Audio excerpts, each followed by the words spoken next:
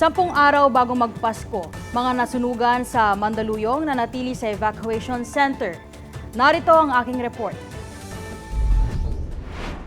10 araw bago magpasko, nananatili pa rin sa evacuation center ang mga residenteng nasunugan sa Barangay Tres Mandaluyong City. Sumiklab ang sunog na umabot sa 5th alarm noong Biyernes ng gabi, kung saan nasa mahigit kumulang 2,000 individual at 500 pamilya ang naapektuhan.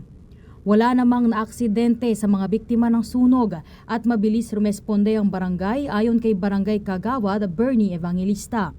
Pahayag ni Evangelista, nagkaroon na ng negosasyon sa pagbili ng lupa ang city government mula sa isang private company, ngunit nangyari naman ang sunog sa lugar. Sa ngayon, yung mga residente ang wino-worry dahil na yan prior na sunog, 2 hours before the incident, may mga series of ongoing negotiation by private property at informers settler yung mga affected ng sunog.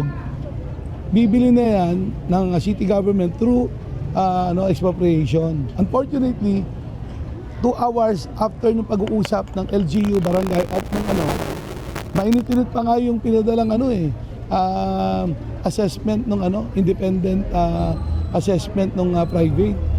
Unfortunately, nasunog. Ang worry ngayon, baka since pinapatag na, ang worry ng lahat, magpapasko, baka hindi na sila makabalik at mag-take advantage yung private owner. Pero we will resist them. Dagdag pa nito, siniguro ng pamahalaang lungsod na walang madidisplay sa mga residente nito at ilalaban nila ang karapatan ng kanilang mga mamamayan doon. Siniguro rin ng barangay na makapagdiriwang pa rin ng Pasko ang mga residente nito.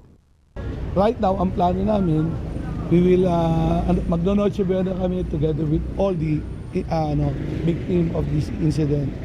Nagbigay naman ng paalala sa Evangelista sa pagdodonate sa mga nasunugan. Dinidiscourage namin pagbibigay ng mga used clothes. Kaya nga kami financial, kasi sila yung sizes nila. Katulad yan, nadaanan nyo, di ba nagtambakan. Hindi dahil maselan yung mamamayan namin, kundi talagang bawal yan under the law na yung used clothing. Kasi mamaya, yung gumamit on, may sakit. Pangalawa, pinagbabawal ng batas yan.